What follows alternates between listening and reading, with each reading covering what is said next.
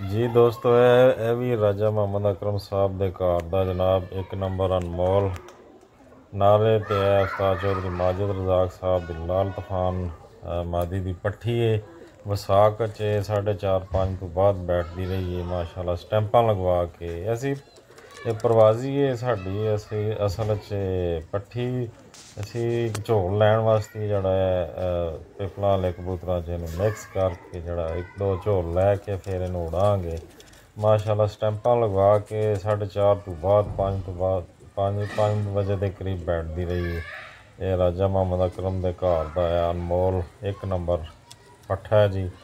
इंशाअल्लाह उम्मीद है बहुत ही अच्छा रिज़ल्ट मिलेगा इस जोड़े का।